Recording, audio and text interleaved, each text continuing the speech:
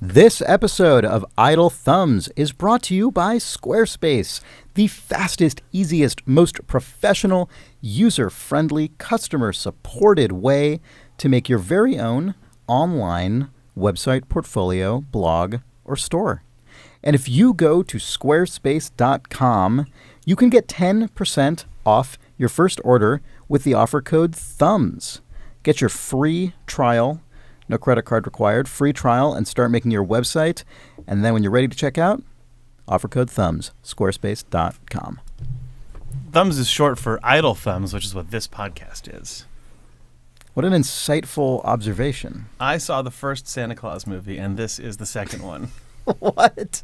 I've mentioned this before. Yeah. I'm almost positive.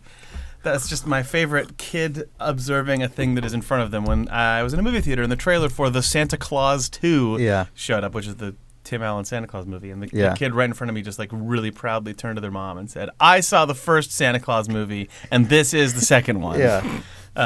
So I was at Disneyland, and they have the Santa Claus? No, they have the new Guardians of the Galaxy ride. Yeah. And there's in the queue area for that ride, there's a bunch of just like stuff as though it's like artifacts that have been sort of either in storage or whatever. And one of the things that's in storage is it's like a Disneyland in-joke, and it's basically it's like a non-functional animatronic Yeti from the Matterhorn ride.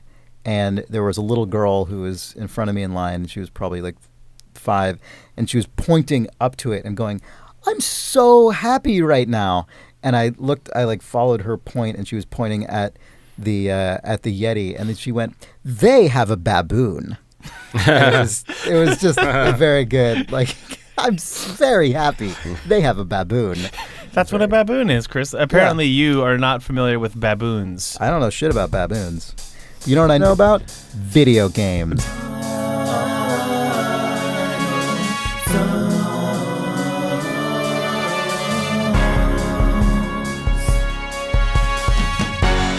It's October 5th, 2017. This is Idle Thumbs 312. I'm Chris Remo. I'm Nick Brecken. I'm Jake Rodkid.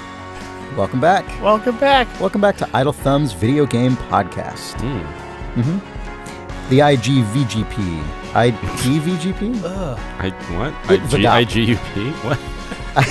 IVGP. IVGUP. IPVGs. Video Games Podcast. Oh, I was saying something else. It was implied. It was a subtle implication that I watch you urinate. I guess this opening is good. Yeah. Let's talk about. We've reached the We've reached the P. Yeah. Let's talk about computer games. Let's talk about PC games. All right. I've been playing a PC game. That's what the P stands for. Personal. True. I've been playing a lot of Heat Signature, which is Tom Francis's new game, creator of Gunpoint. Nice. It's really, really good. It's a very good game. I've only played a few minutes of it. He's basically been broadcasting the development of this game since almost instantly after Gunpoint came out. I remember he got excited about It was sort of a throwaway game when he started making it. Yeah, he was excited about Gunpoint was made in GameMaker, and he was like, "Okay, I'm going to move up to Unity. I'm going to make a 3D game about a grappling hook," and it's very it looked like a Gunpoint sequel almost. Yeah. And then off on the side, he's like, "And I'm going to make a thing about a spaceship that leaves a heat trail that alerts other ships to you." And then that clearly just took over his life, and and that's not even really. Doesn't really have very much to do with the game. It's a tiny piece of the game at this point, Yeah, this game actually ended up being a sequel to Gunpoint. The premise of the game is that you pilot a little pod around a galaxy, I guess, or sort of a star system or something. I'm not sure what the scale of it's actually supposed to be. Yeah. And this pod can sort of aggressively board other ships without the knowledge of those ships, and then you infiltrate that ship and basically wreak havoc. And you perform missions which have goals such as assassinate a specific character, or steal an artifact, or hijack the entire ship, which means either killing or incapacitating every person on board so that you have free reign over the ship.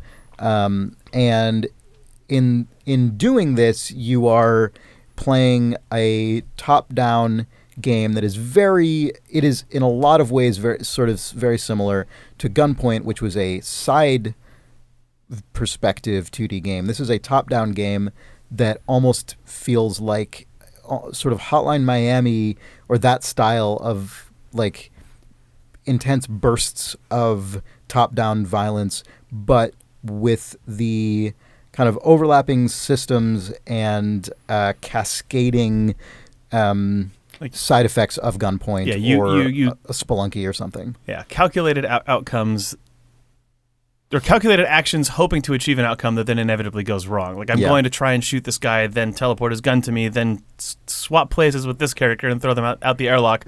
Yep. But 3 guys you didn't see in another room notice and fuck up your plan or whatever. Right. And then you're the one in space, etc. It's a video game. Yeah.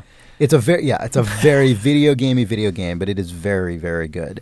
It's interesting to see someone like Tom Francis, who video game development is definitely a second career for him. He was a video game journalist for a long time at PC Gamer in the UK, and this is essentially his second published game, right? I mean, it was Gunpoint in this. Yeah. Oh, he made that hex-based imbroglio thing, Morph Blade. He put it out as I think a free game. That was he called that almost like just a design exercise. Yeah. That's right. I forgot about that. I actually didn't play much of it, so I'm sorry.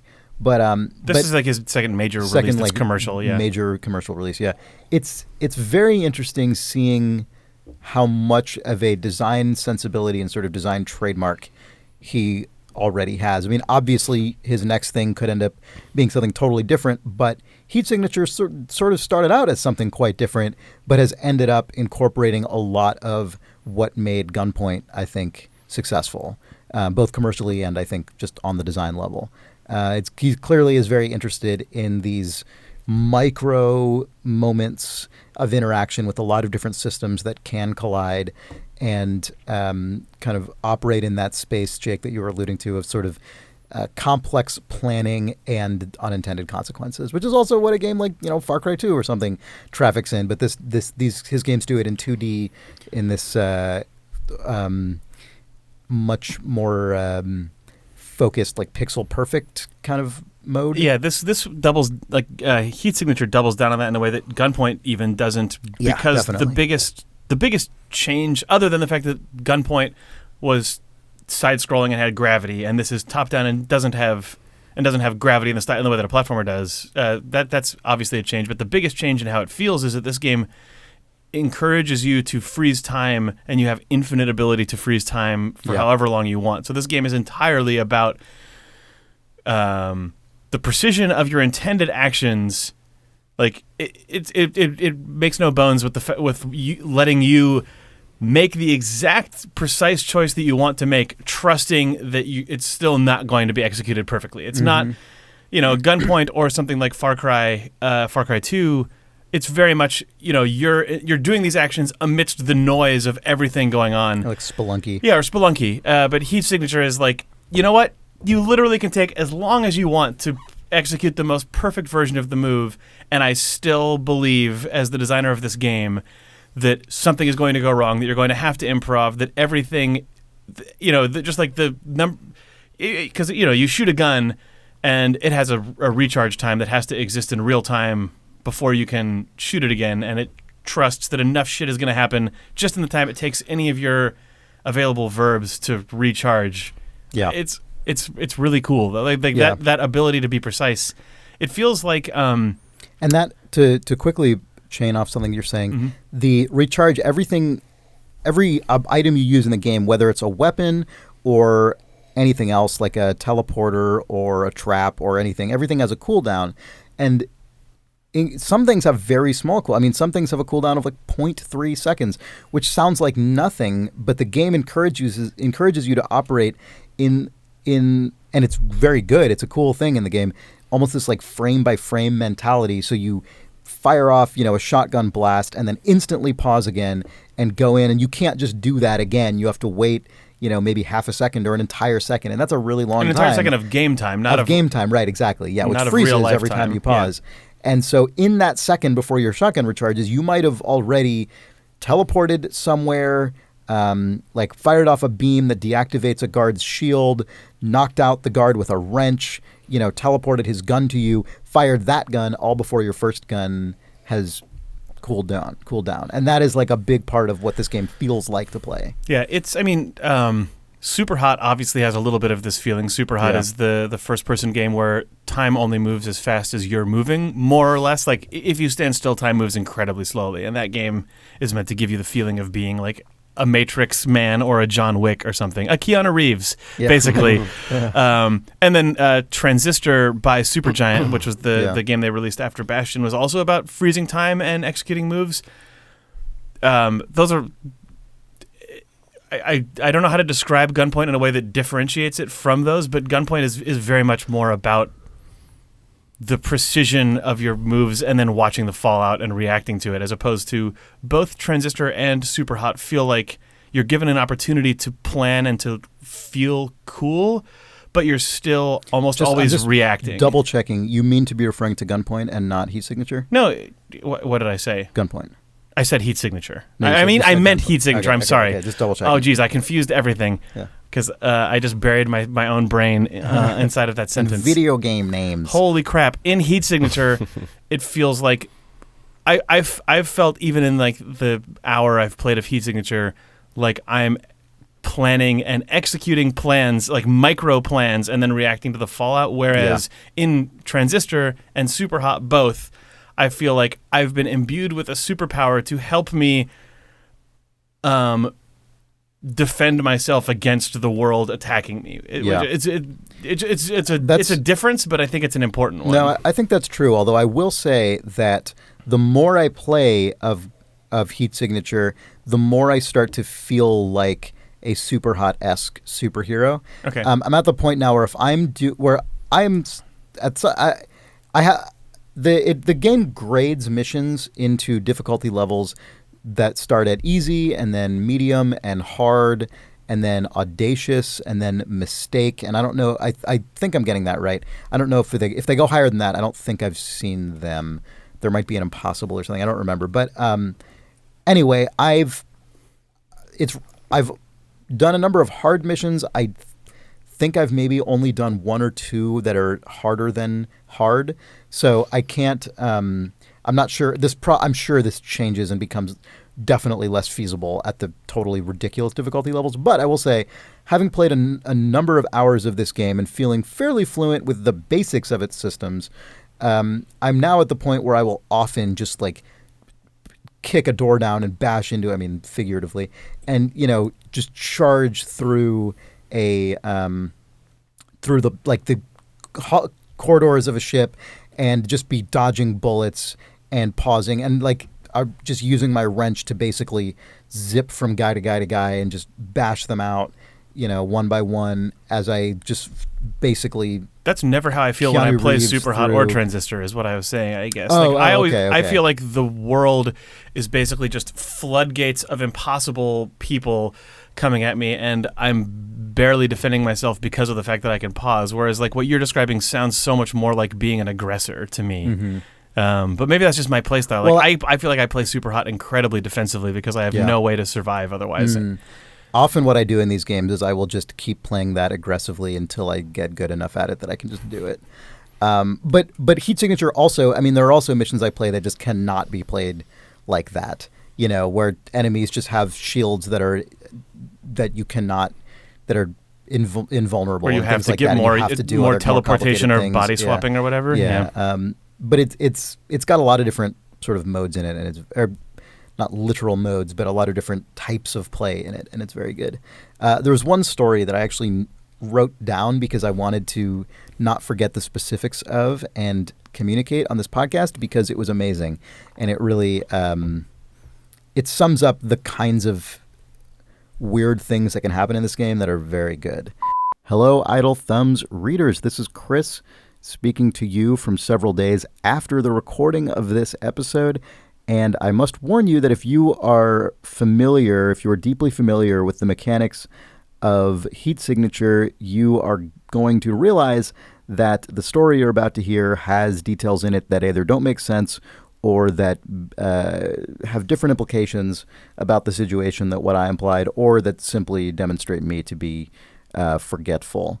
And that is the case. I got some details wrong, even though I tried to record the details soon after I played. I still fudged some stuff, and I also actually just forgot key details in the moment, such as the ability to teleport items directly to you on a ship. So I'm going to leave the story in because I think it communicates how I felt at the time, and I think that is still a very worthwhile endorsement of Heat Signature, an excellent game. But I also have this mea culpa, which is that in the time since I recorded this, I have probably tripled the amount of time I've actually spent in Heat Signature.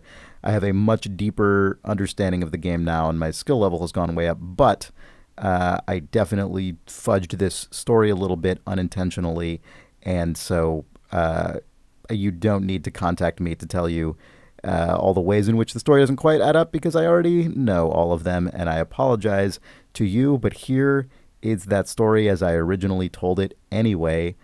Sorry. Enjoy.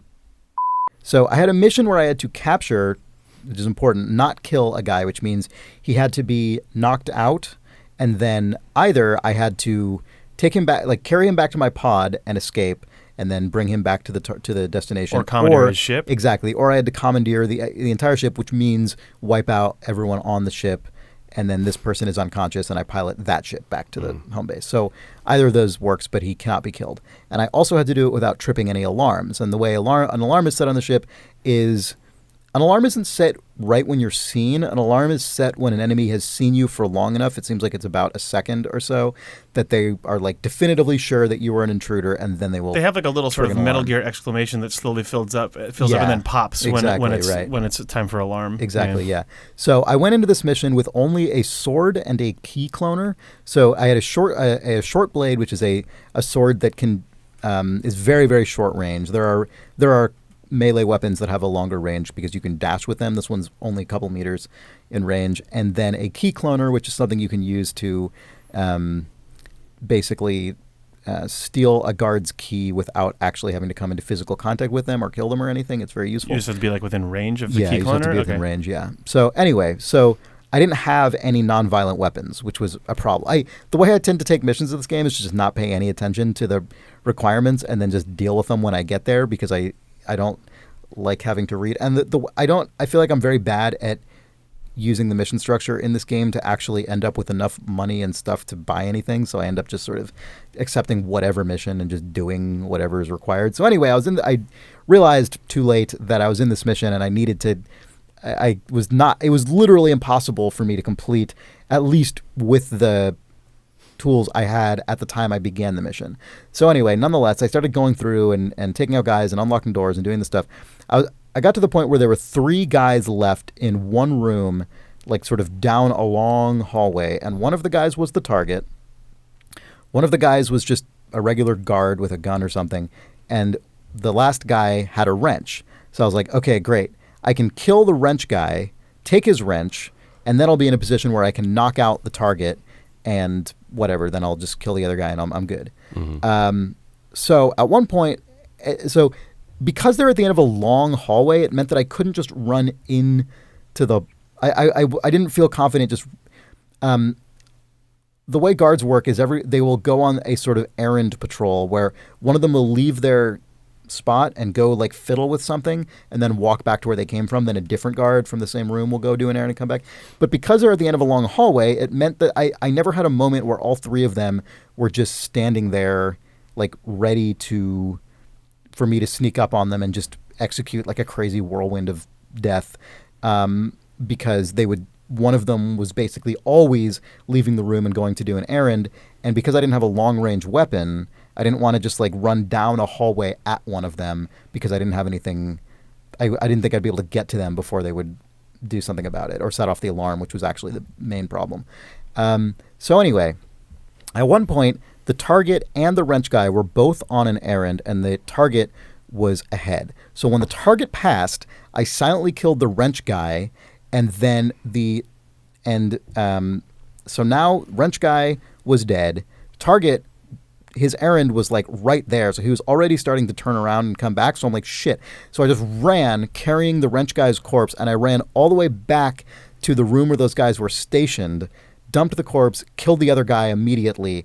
And now both of their corpses were like piled in a corner of that original room. And I'm like, fuck, I just totally screwed myself. I'm basically cornered in this room because the other guy is going to, the target is going to come back down this long hallway, and I'm not going to be able to get out before he gets there because there's this huge hallway in the way.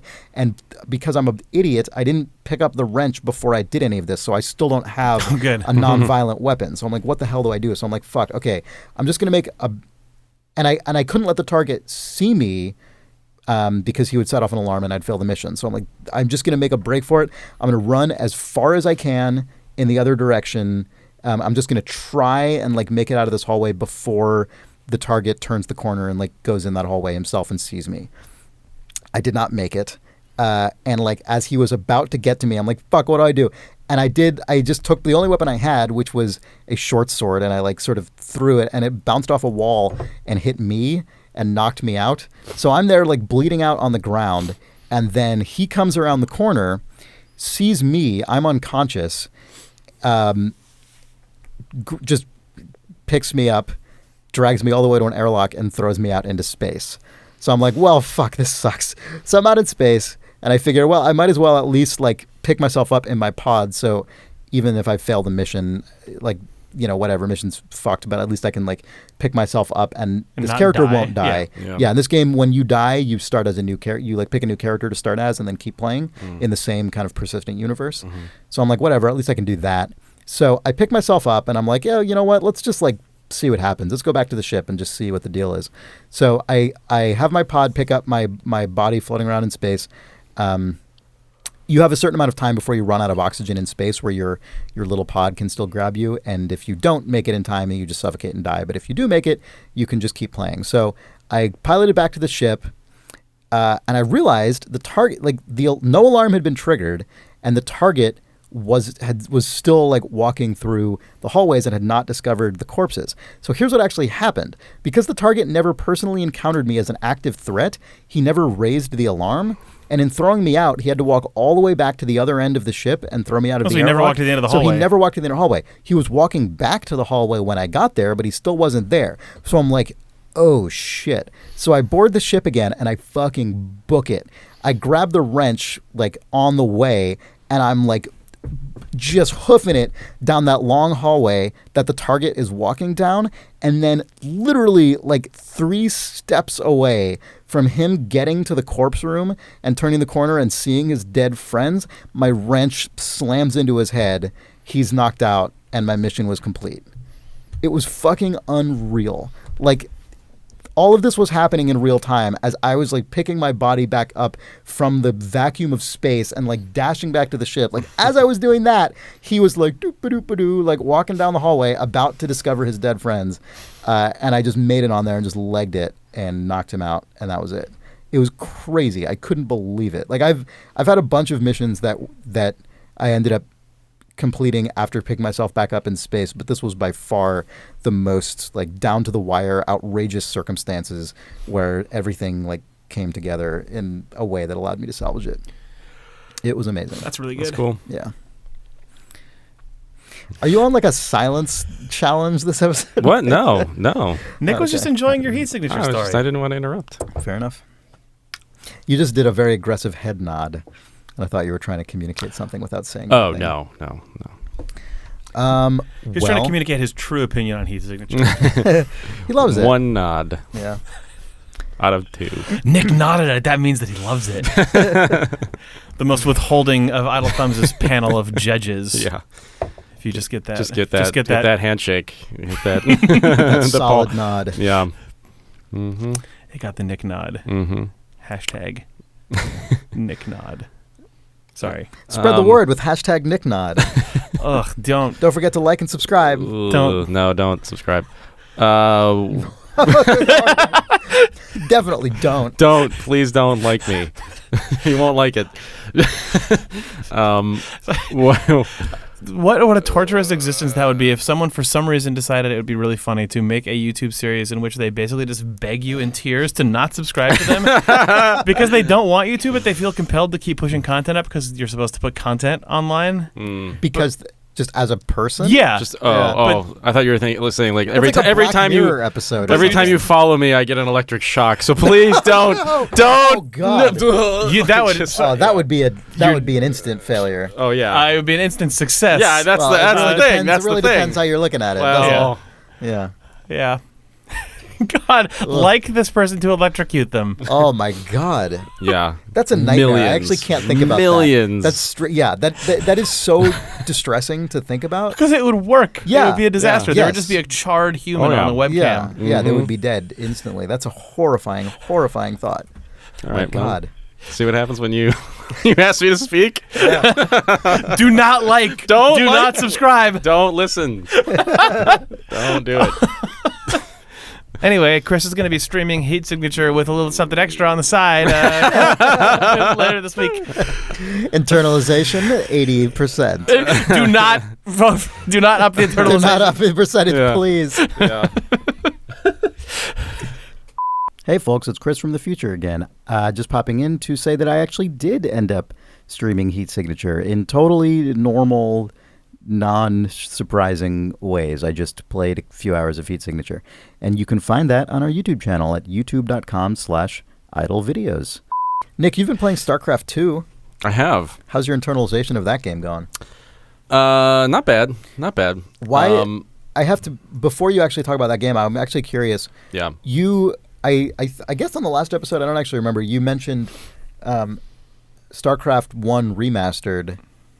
I did. Why have you, is there a specific reason that you're playing StarCraft II now rather than StarCraft I Remastered?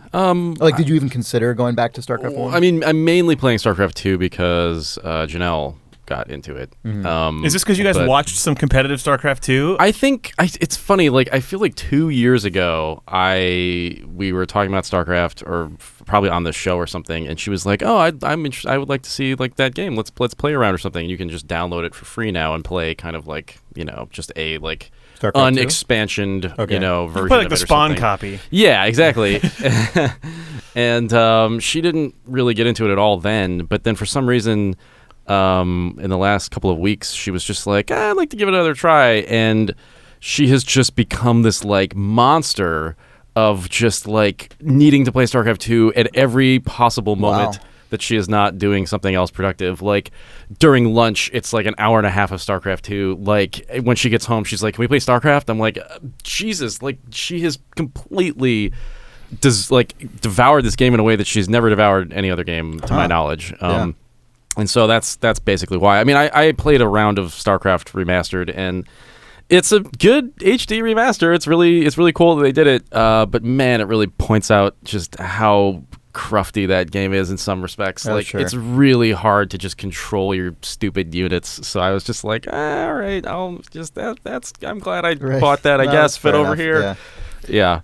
So yeah, we've just been like watching and playing a lot of StarCraft. God, I have two things to say about this because that's obviously an old game. We don't need to talk about it that long. But one, going back to this game after having played Dota 2 a lot, man, I am so much better at just doing basic things in StarCraft than I was before. Because when you play, I mean, my memory of playing StarCraft as a kid was just like, I can make tons of guys and make them fight each other. Like, it's just like, I'm going to make 20 battle cruisers and just 30 like carriers. Yeah, exactly. And that was like the fun of it, was just like doing stupid, macro shit. So your micro StarCraft game is oh man, I mean, I didn't even, in my mind, even just like when we were playing, Chris, I was just like, I don't want to build like the guys that cast spells. Like that's I don't want to deal with that. Like it's just like I played fucking Protoss and I just didn't want to deal with Archons, and I did, but I would put them in a big pool and cast all their shit. It was a waste, obviously. Yeah. Man, am I really good at that stuff now. That's crazy. That's really comparatively. Yeah, sure. I mean, there are, and the other thing is like because Janelle is learning it, she's figuring things out that I had never even like bothered to learn. Like there are hotkeys that can just instantly snap to your bases, and it's like, oh, that's how the pros. I used to use those all the time. That's how the pros do this stuff. She's just finding little like things that are actually just because the game is so dense. Yeah. Just that's the 10% of the game I never actually was exposed to. So it's like using Photoshop and then meeting someone else who has also used Photoshop for a decade, and the way that they express themselves inside of it is completely different. It's funny to think of that, or they just in something like StarCraft. Not even the way that they express themselves, or the way they get their shit done. Here's just a little thing that I use constantly that you didn't know existed, and now that you do, you'll use it constantly also. Yeah. Right. Yeah. Yeah. I just hadn't thought that. It's obvious, but I hadn't thought that StarCraft would be a game that basically people can have their own unique workflow inside of. But I'm sure that is the case. It's definitely the case. Definitely. Yeah. Because workflow is definitely a good comparison, because even just the notion of assigning a bunch of control groups is like, how do you group them? Like, I remember I used to have one that was my entire army, and then I'd have a bunch of smaller ones that were like specific unit types, and then I'm sure there are people. But you never would set up little actual mixed battalions and stuff. Yeah, and I learned a couple of things just in the last week from her. Like, there's a hotkey that is just select your entire army. It's F2 that I did not know, because I would always make the control group. Me too, but she's just like, why aren't you hitting F2? And I'm like, well, I don't know. I'm stupid. My control group when I make new units and stuff. Yeah. You can hit tab and cycle when you have your full selection of your army. You can hit tab and it cycles through each unit type. Yeah, I didn't know that. Okay, great, cool. It's funny. I just like and also I had a period where you and I were playing a lot of StarCraft II, and then I stopped playing it, and then probably at least a year or two after that, I was still kind of occasionally watching competitive StarCraft II. So my knowledge of that was like how 7 years ago. That was a long time. It's the same video game. I know. Yeah, that's bizarre. Well, it's not. I mean, they've had but basically, it's yes, yeah, it's the same code base. But just having accumulated sort of just a mental appreciation for like certain strategies or whatever, like, man, just knowing so much more about the game and then taking like a 4-year break and then coming back to it. It's like, oh shit, I know how to do this stuff because I've actually analyzed it in a way that I wouldn't normally if I was just playing through the game and kind of mindlessly doing the same shit I always do. Yeah. I played a round. I did my placement matches to figure out like what my one-on-one rating is. You have to play 5 matches, and then it says, okay, you're like a gold-rated person or whatever. Yeah. And I was doing pretty bad, and then the last match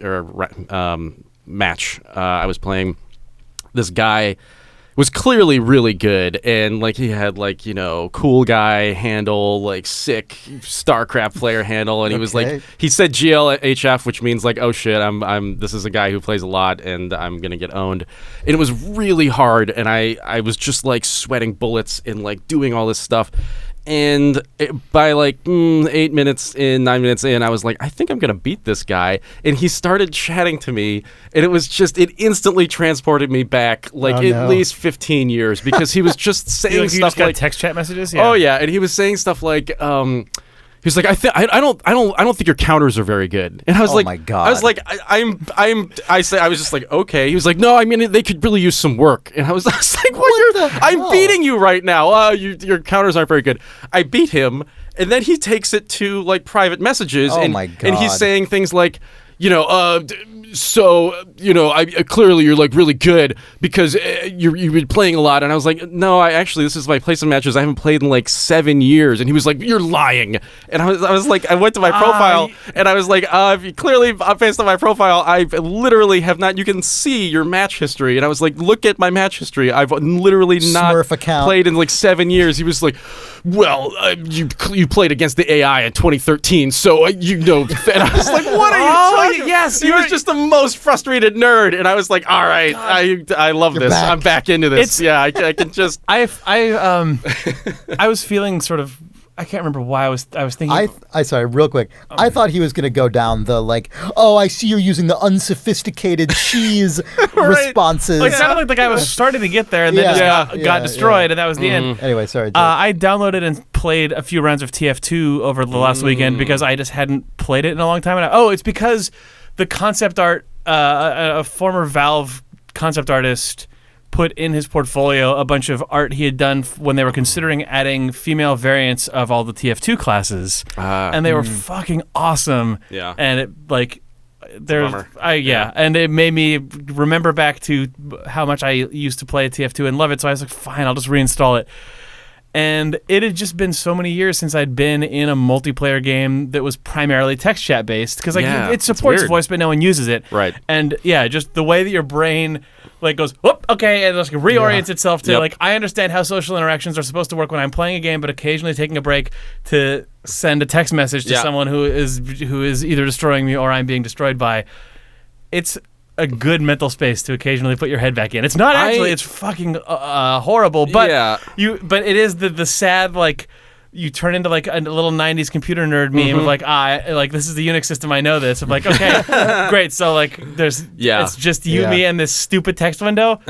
Great, let's do this. I mean, that does feel so. I mean, honestly, there is something a lot to be said for that version of communication as opposed to voice chat, where voice chat can just be so poisonous. I can't. Yeah, I really like that about even just recent Blizzard games, where the card game Hearthstone. Yeah, I can think of it. Yeah, Hearthstone has 6 pre-assigned phrases you can use, and that's it. And I feel so that's good. so nice and refreshing. So good, yeah. It's voice chat is cool when it's with your friends because only when it's with your voice is a piece of it's an input output that you're not using to play the rest of the game. Right. But in a sort of anonymous multiplayer games, it's so nice that typing text has a cost. You're actually switching your verb set from gameplay to typing. Yeah. Or in Hearthstone, it's so simple and they limit it, but it's still you're just using the click interface to send some text remarks. You don't get to let that just exist as a channel that is able to sort of be the gross oily film on top of the big water tank that is the main game. It actually is in there as a player verb, and it has a cost. So much better. It is vastly preferred by me, an old person. Right. Yeah, we don't even have to deal with any of the the most horrible shit you have to deal. No. Right? I mean, if you're a woman, or if you're someone of any number of just sort of obvious white male nerd. Yes, it's a disaster. Voice chat is voice chat for co-op with your friends is amazing. Playing totally. PlayerUnknown's Battlegrounds with a few friends, which I finally have started doing, and having voice chat for that, transcendent experience. Totally. Yeah. Except for the first 3 seconds of it when you're in the plane with everyone, and it's spatial voice chat is on, and it's just That almost made me just Alt F4 out of my first game. I know. Yeah, it's got the same because there's so many players, it has the same assy compression that you remember from TeamSpeak Gold Source Counter-Strike or something. You're just for the 4-year-old kid. I'm oh Jesus, just shut the fuck up. Yeah, and then you have people trying to abuse it by blasting their stereo into their shitty microphone. Oh my god. It's all, it's amazing that just hasn't changed. And then one thing real quick. Yeah. The nicest experience in PlayerUnknown's Battlegrounds is when you hear all that stuff and then you press the button to parachute yourself out of the plane and it's silence. Yeah, no, that is. And then you kill all of those people one by one. I wish. God, but just, the nothingness, but other than the wind and just this huge infinite view of the island. It's the most really peaceful experience. It's amazing. People say, just mute the game when you're in the plane. I've started not muting the game when I'm in the plane because I actually enjoy the contrast of just the shitheads to the my solitude. And then you land and you die. Anyway. I was on the Steam front page the other day, and in the top sellers, there was this game called Comedy Night or something along those lines. Okay. I clicked on this game and looked at what it was. Oh my god, it's so awful. The concept is you are in a room in a comedy club with 20 other people represented as avatars, and one by one, other human players. You get to go do a set, and one by one, somebody comes up to the mic and has to try to be funny. No. But of course, what this game has devolved into is people saying a bunch of racist shit, playing their radio through their microphone. It's just the absolute worst idea for a game that you could possibly. It sucks that you have to assume that it's going to be terrible. Yeah. But how did anyone make this game and not know? It's made a ton of money, of course. Really? But it's awful. Yeah, because it's because I mean, I could see.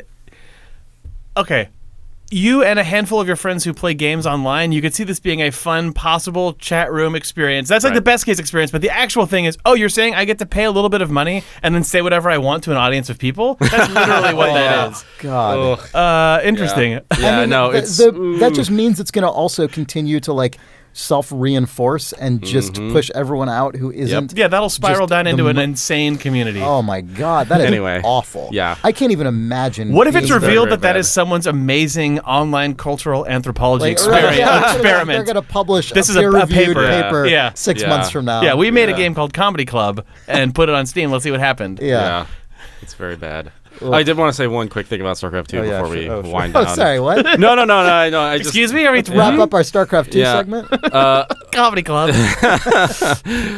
Anybody who hasn't played StarCraft II in a while, I think it's probably around November-ish worth going back to because they're releasing a huge update for the game.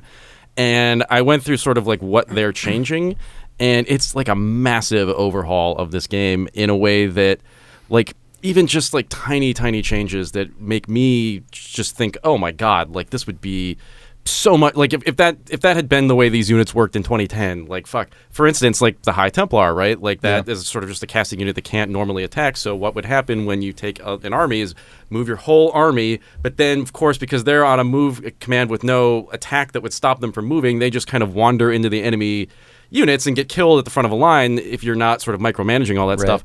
So they're adding like a very weak, like ranged attack to those guys, so they will stay in the thing. Little changes like that like I'm surprised that they give a shit 7 years out when this game is sort of on the tail end of its lifespan. Yeah. But it's just that times 1,000. Like they're taking some units completely out of the game. Like it's a very big overhaul. I bet and it looks really exciting. You're saying it's on the tail of its existence, but they probably know that they have an active enough player base still because Blizzard knows all of these things. No, that if they fix this stuff, it will probably have a tangible impact on the trajectory of the game. A lot of people like for instance, you're on a podcast right now telling everyone to play StarCraft 2 again. Yep.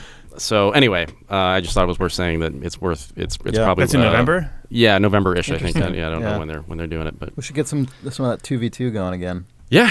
It'd be fun. Yeah. I'm not going to do 1v1. I'm just not. So either we're going to do that or I'm just not going to play this game, which is also fine. When you guys played 2v2, were you on TeamSpeak together or like on a Skype call or something? I can't remember, actually. I think we were sometimes. Yeah, I think we eventually did. I think we started doing that because it was just kind of how we hung out remotely each week. Blizzard we did. Because we were living in different cities at the time. Blizzard has a nice built-in BattleNet feature now where you can just open up a chat channel and then click the little voice button and it just acts like a really high-quality like Skype call. Oh, nice. So you don't have to worry about like third-party stuff. Most people probably still just use Discord though, right, at this point? Oh, I don't know. Maybe, yeah. Use whatever you want. Yeah. Man, that reminds me, as you're talking about this, StarCraft I came out almost 20 years ago. Mm-hmm. That's bananas. Yeah. That's bonkers. It's crazy. Also, in a few days, it is the 9th anniversary of the Idle Thumbs podcast. Oh, wow. Yeah. October 10th. I just looked this up just now because I was thinking about October 10th, 2008. October 10th, 2008. Idle Thumbs episode 1, Let the Games Begin. So, yeah. Should we take a break? Yeah. Cool. Yeah.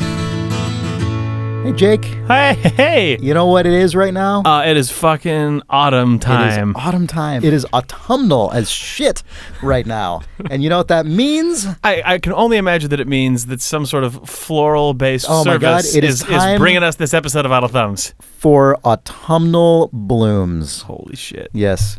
If you go to proflowers.com and use the code THUMBS at checkout, you know what you're going to get this autumn, this fall? You are going to get 20% off any bouquet of $29 or more to help you ring in the fall season with that just wonderful kind of earth tone spirit that you need.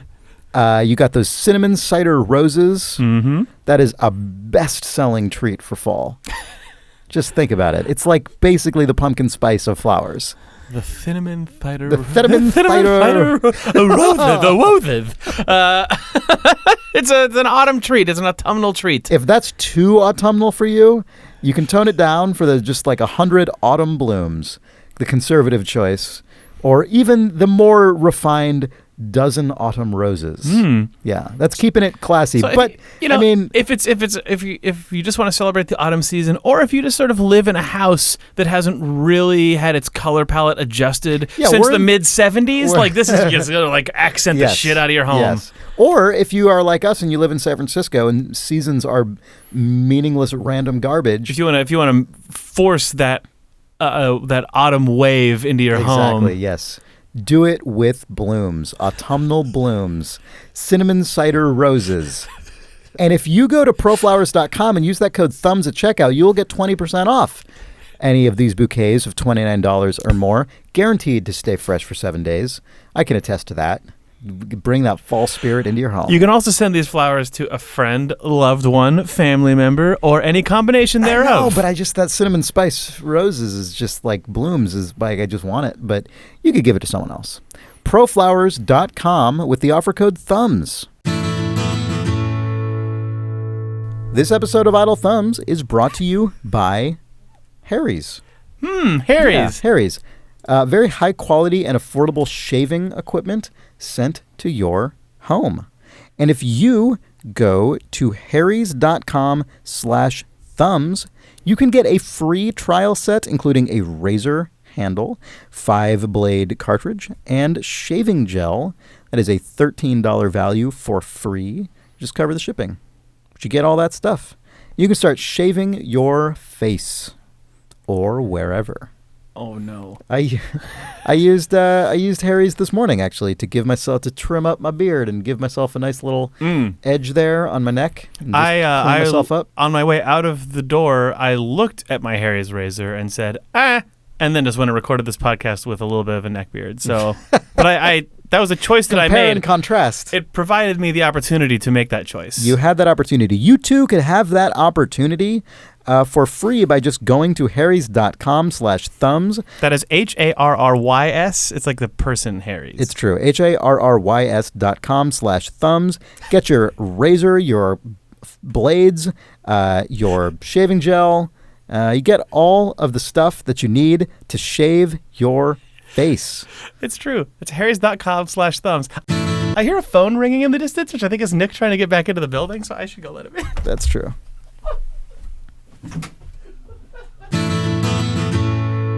This episode of Idle Thumbs is brought to you by Squarespace. As you well know, Squarespace is the fastest, easiest, most user-friendly, and customer-supported way to make your very own professional website, portfolio, blog, or online store. And if you go to squarespace.com, you can get a free trial, build your whole website with that free trial, and then when you're ready to check out, use the offer code THUMBS for 10% off. Our friends at the indie video game studio The Molasses Flood, who made the game The Flame in the Flood, they just told us that they made their studio website with Squarespace, and it looks great. themolassesflood.com. You can look at it on your phone, looks great. Look at it on your browser, looks great. It all just works. And you never have to worry about maintaining the server, installing any patches, doing any of that crap. You just make your website look how you want, drag stuff around, edit your content, and then you check out with that offer code THUMBS and you get 10% off. So do that. You know, you can get your domain name through there. It's one-stop shop, as they say. Your one-stop shop for online needs for online. Okay, fair enough. That is squarespace.com with the offer code THUMBS. All right, we're back. Hey. Hey. Also talking about heat signature, I want to talk very quickly about a thing about the heat signature trailer. Oh, yeah. Because that trailer is super good. And I'm not just saying that because it's narrated by Idle Thumb's own Alex Ashby, but it is. Tom Francis spent a ton of time as a games journalist before he made video games, and he's spoken actually about how that experience informed the way that he thinks people should sell games and present their games to the public. And his combination of those thoughts plus being a very good writer before he was a game developer seemed to have put him in a place where all of his games are marketed in the most impeccable way, and it's always with the end point or the end goal of explaining as concisely and appealingly as possible what actually happens inside of the game. And the Gunpoint trailer is just such a good example of this, where it's just a narrator going through one scenario and explaining the possibility space of how something can work out. And then it ends, and it's so good and so clean. Yep. You meant Heat Signature trailer, but did I say Gunpoint? Holy shit! They're not the same. Gunpoint was also marketed very well, but the Heat Signature trailer is fantastic. I'm sorry, everyone, that I don't know what video games are called. There's a trend, though, in recent weeks of very good trailers with narration in them. That's true, actually. The other one is Getting Over It with Bennett Foddy, which is Bennett Foddy, who made QWOP and Pole Riders and GURP. It's his new game, which appears to be an HD remake / homage to the old Flash game Sexy Hiking. I don't know if you guys played Sexy Hiking, but No, I'm aware of it, but I never actually played it. It's fucking hard.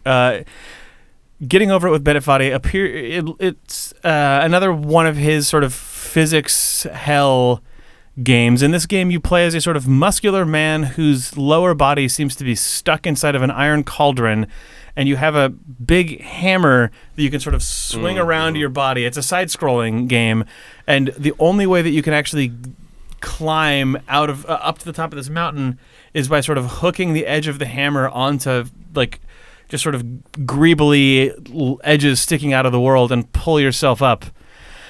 It looks very good. It looks like a very extremely... and basically impossible. Yeah, it looks like a great distillation of a lot of like what you like in a Bennett Foddy physics game. Or what you hate. Or what you hate. At his point. Yes, and the trailer for it is fantastic. Should I play it, or should people just seek it out on their own? That's tough. The trailer, I don't know. I don't think you should spoil it. Okay. But it's him narrating in lyrical verse why he made this game and why it's prose, but it has a poeticism to it. It rhymes. It does? It's not metered, but it rhymes. Yeah. Oh, okay. I guess it's not metered, but it rhymes. I don't know where that lands in prose versus verse because I'm not smart. But it's just a little narration about how his games are only for very certain people, and those people who like the sorts of games that he makes, he aims to hurt them. And it's a very good. It's a great trailer. Yeah. It's a different version of what the Heat Signature trailer is doing, but it has a similar feeling of like by telling you concisely what this game is about. Yeah. You can very easily filter if you're interested or not, and if you are interested, you'll probably be very interested after watching that trailer. It's super good. Yeah, I don't know that I've ever. So Getting Over It with Bennett Foddy, that's a particular case because that game is so personal. It's a one-person game made with that. Essentially, it is a. The game only exists for that purpose, which is one of the things that's so great about Bennett Foddy's games. But the Heat Signature trailer, I've almost never worked on anything that I think would actually support a trailer like that. I think it would be cool to work on a game. I mean, I guess the closest thing for me would be sort of space-based DF9, which it was really only involved in the final version of that game. I was really only involved as a composer.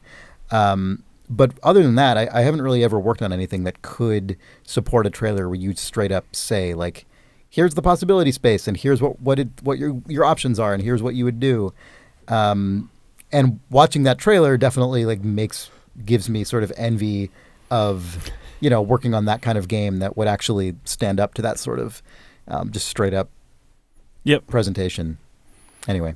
Rockstar Games does trailers like that, but they do them as 5-minute instructional videos. Yeah. It's not. I don't find it very appealing. No, there's a certain audience for whom I think that is very appealing. I'm sure. Because it's doing the same thing of just a narrator tells you a huge possibility potential inside of this video game. But it's delivered very flatly and weirdly. It's like infomercial-like. Yeah. I find it very strange. I think that it's probably incredibly successful at controlling the talking points and context that people use when discussing their games. Yeah, and that's what they care about. Yeah, that's true. Man, apparently Red Dead Redemption 2, I guess as it's called, is the most expensive. I'm sure this is one of those very sort of depends how you define it claims, but apparently that's like one of the most expensive entertainment products ever made. Yeah, I don't remember the number, but its budget is super high. Over $1 billion. It looks really pretty, and it looks really big. Sure, it'll be good. Yeah. That's bonkers. Anyway, Jake, you played Thimbleweed Park. I did. The most expensive entertainment product ever made. It's the most... Until Red Dead Redemption 2 comes out. Yeah. Thimbleweed Park is definitely a game for which you could not cut a Tom Francis-style trailer. Yeah. We've talked... I don't know how much we've talked about Thimbleweed Park, but Thimbleweed Park is by... It's a pixel art retro style graphic adventure by Ron Gilbert, Gary Winnick, and David Fox, who are the 3 sort of early creative directors / project leads at LucasArts. They made or led things like Maniac Mansion and the original The Secret of Monkey Island, Zach McCracken and the Alien Mindbenders, and Indiana Jones and the Last Crusade, the adventure game. Like, it's sort of that crew before Tim Schafer and Dave Grossman showed up and did Dave the Tentacle and Full Throttle and the sort of later the stuff. overlap was Monkey Island. The overlap was Monkey Island, on which Yeah. Ron Gilbert was a project lead and the other guys were co-writers, designers with him. But Thimbleweed Park is... They did it on Kickstarter, and it was, one of those. The, people you love from the early 90s, late 80s are going to bring their game back to you in the style that you remember as a kid, and it's crowdfunded and whatever. It was honestly, for me as a longtime fan of those games, it was one of those things where I sort of I'm proud of you guys for going and doing another one of these games. I hope I wish you well as a fan, and I'm glad to see these guys doing one of those again.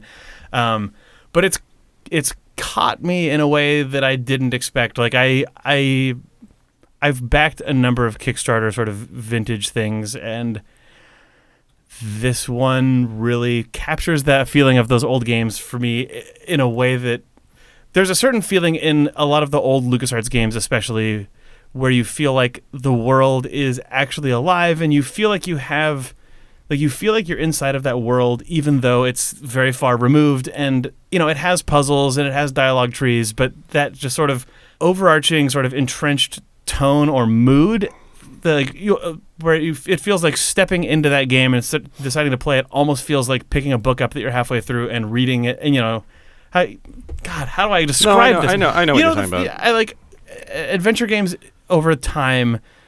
Either they sort of diverged and drilled down into a couple different things. One of which was like the puzzles, and we're going to make the puzzles increasingly obtuse, and it's going to get more and more about mind benders. And then the other side is sort of the Telltale side of let's get increasingly cinematic, and we'll sort of maybe give that feeling of atmosphere, but it's going to be in a way a lot more close to experiencing a film or a TV show. But when I think about my memories of playing through Monkey Island 1 and 2, especially, the thing that I remember is because there's so much text, and because it's at such a measured pace, and because it spends so much time just sort of steeped in almost silence or just ambience, it really did feel to me more like and because the art is so low resolution, probably honestly is a contributor to this. It feels like such a personal space to be in, and it feels like so much of the game just does such a good job of putting into your brain what else could exist out in the world, and you get the feeling that there is this living world that your story goes through, and it really does feel the way that especially sort of good genre fiction, I think, works inside of your brain, where it feels like by opening the book and reading it and sort of going through the story, a world or a sense of place way bigger than what is actually literally described on the page exists there. It's such a hard feeling to articulate, but Thimbleweed Park captures that for me. You eventually control a bunch of characters, so you're playing as 5 different characters, all who have different motives and different backstories, that no one has any different abilities. It still has the sort of Maniac Mansion, old-timey adventure game thing where any character can hand any item to anyone else. What it really ends up feeling like, in a way that I, again, wasn't expecting and haven't really experienced in a game like this, is like I'm reading a story that is cutting between the perspectives of 5 different characters, but I'm in control of it. It's good God, I'm having trouble explaining why this game is so captivating to me. It still is an old-ass adventure game. It has goofy cartoon characters. It has puzzles that are sometimes annoying. You get stuck in it, whatever else, but just the feeling of being inside of this town and the sort of outlying county, and the feeling of these 5 characters sort of wandering through it on this one night after everything has gone wrong, and sort of each trying to figure out what the heck's happening. And the feeling of just, I'm 6 hours into this game, and I have no idea where the story is going to go next. I have no idea how far into it I am relative to the beginning of it. It's metered out all of those characters, and sort of the world has expanded as I've been playing, but at the same time, I sort of, you feel the pull of whatever the inevitable conflict is, but not because the game has got a heel to my back, not because the characters are all talking about some inevitability. It's just like, it really is a thing that I feel like Ron Gilbert was really good at on the early Monkey Island games, and I have not experienced in a long time in an adventure game or in any narrative game like this. Like, that's cool. I have been meaning to play this game ever since it came out, and there's no specific reason I haven't. I think I've just sort of constantly been thinking, oh, this game's probably going to take a long time, so I need to like play it when I have a lot of time, but I should just start playing it because I'm never going to have a lot of time. You guys want to do some questions? Yeah. Sure. Robin writes, please talk about the Jurassic Park Tycoon game. It's me, the online equivalent of the person who emails, then IMs, then comes over to your desk and is generally the worst, but I really need you guys to discuss this. I tweeted at Chris and Idle Thumbs, and I require Nick's response to this in my life. Is Nick consulting on this game? He should, if not. Thanks, Robin/Twist. Sorry, let's get something out of the way right off the bat here. Robin refers to it as the Jurassic Park Tycoon game. It is the Jurassic World Tycoon game. So, like, let's just very important immediately drop very important some expectations a little bit. Yeah. What if that had said Jurassic Park Builder and it was 100% the aesthetic of like early 90s Jurassic Park? Then what would you do with yourself? I don't know. You would already be waiting outside of a Best Buy. Yeah, I guess I'm hoping for a mod that will just do that. There's gonna be a season pass DLC that is the flashback one. That's the original park. I mean, it's made by the Planet Coaster people, and so it will be well made. Really cool. Yeah. And customizable, presumably. Yeah. Otherwise, so that's the point. There's literally that part is exciting to me. But the aesthetic of Jurassic World is so dumpy compared to Jurassic Park. Just seeing those stupid little sphere vehicles running around, it's just like, oh, god damn it. Also, even just like, this is being a real asshole, but the thing that stuck out the most to me in that trailer, and I am just huge Kit Kat guy right now, but like, fuck. The T-Rex catches up to this enormous, like, 20-ton dinosaur, grabs it by the neck, and then just, like, body slams it. Like, that is, like, Jurassic World physics, whereas Jurassic Park physics are very different and respectful of, like, actual, like, paleontology and weight. And that is the thing that I'm most skeptical of, but I'm excited regardless. I like the developers, so. Yeah. It has been such a bittersweet thing to sort of wrap my head around of like, wow, Same. Planet Coaster crew making a Jurassic Park universe theme park builder, but it's Jurassic World. Like, what? Oh, okay. I mean, ironically, like, if this game had been made before Jurassic World was a film, it would still be called Jurassic World. You know what I mean? Like, it's this weird thing where it just feels like, because that's just what you'd call it? Yeah, and it's just like, if you just, like... You've got to hope that there's enough, like, fanboy crap going on inside of the team that basically...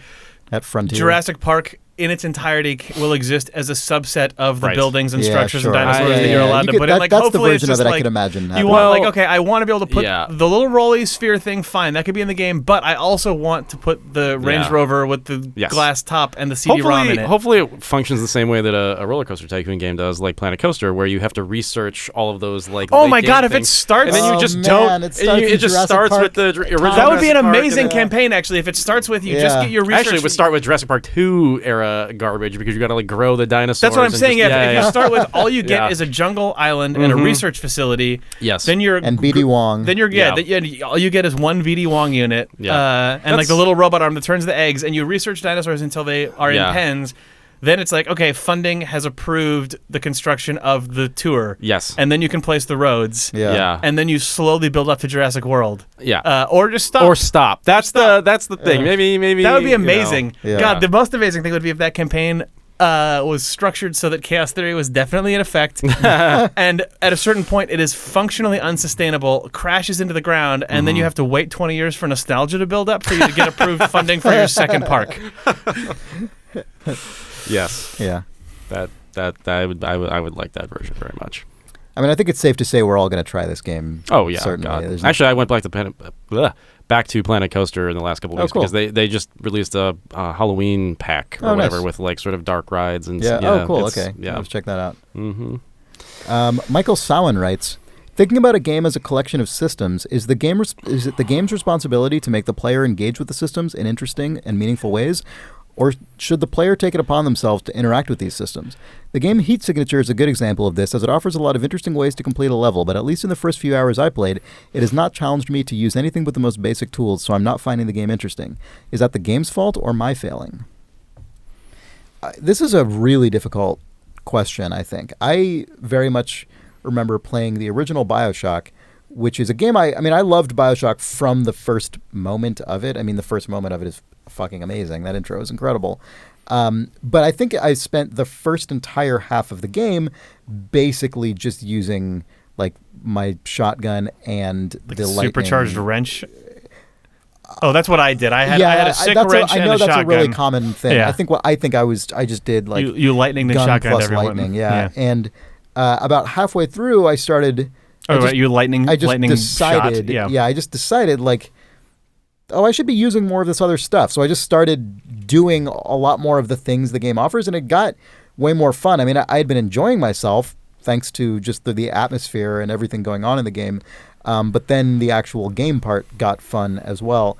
And, the game didn't really assert the need for those things early on, so I just didn't do them. And Heat Signature, I think, is a good example here because especially on the easier missions, you definitely don't need to use... Like the techniques you learn in the tutorial can apply for a very long time if you let them of just run up, like melee dash someone, steal their gun, shoot the other guy. Yeah. You can just, that cycle can continue for a long time, sure. It seems like. And because the mission structure lets you just keep picking easy or medium missions if you want to, I mean, conceivably, you could just do that forever. It might take you longer because you're earning, fewer rewards for doing the easier missions, but like, wouldn't require it. I do think it is kind of incumbent on the game. Well, here it depends. If the enjoyment of the game is contingent on you taking advantage of those systems to inject variety and like complexity and fun, then I think the onus is on the game to do that, right? I mean, whereas there are other games, like when I think about, we were just talking about the Jurassic World game or like Planet Coaster or something. In a game like that, sometimes I want to just have a relaxing experience and not have to like interact with every system because I don't care about the like guests are unhappy in your thing. Like I just literally only care about the builder part, for instance. And so I don't want the game to like require that of me, or in an anno game, like a sort of historical city builder game. Like I don't ever want to have to deal with combat. It's just not, I don't enjoy it. I don't like it. Like I don't like when the campaign says like, oh, and here's some pirates and you're going to have to learn how to deal with that. Like I don't want to touch those systems. So it really depends on the game. What do you think about something like Breath of the Wild, which I feel like they've made everything that they possibly could in that game degrade or have a limited use, probably in part to require that players interface with more things. Like you end up with magic weapons, or you end up with things that have strange side effects, or that are very slow to attack, or that you can't hold with a shield, and you can't find a perfect build in that game because it will degrade over time. But the complaint about that game that I see is that you can't. Yeah. That it degrades too quickly, or that that game you never feel comfortable because you can't settle into a rhythm of what you like. And I don't know if there's a way to. What is the balance there? If there, or I mean, there isn't a hard line, right? I mean, I think it's a good choice in Breath of the Wild because I think the way that game works is that it all takes place in one world.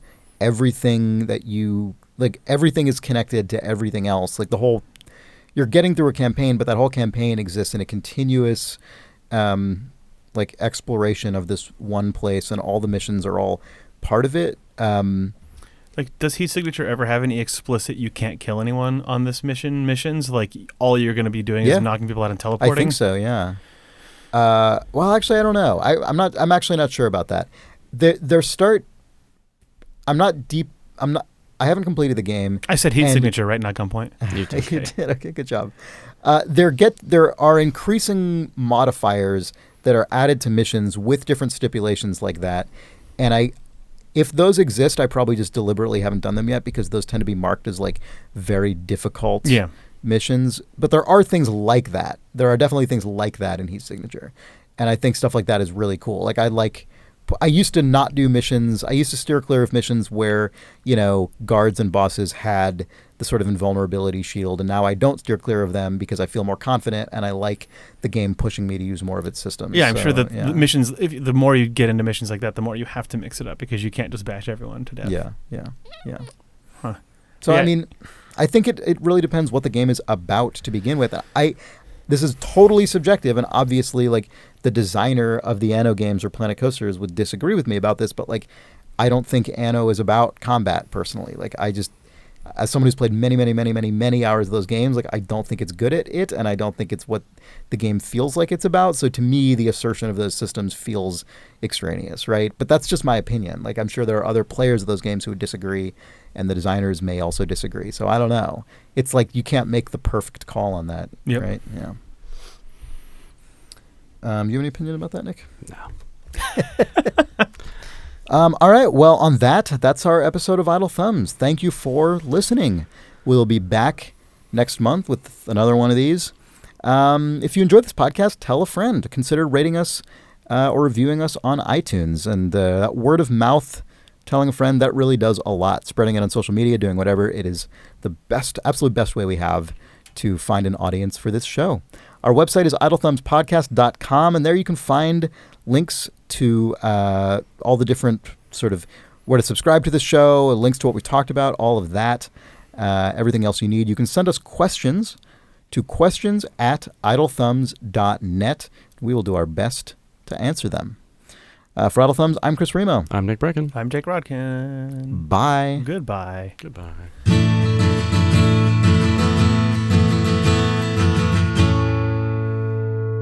Goodbye. All right. 1,000,000 degrees. Yeah.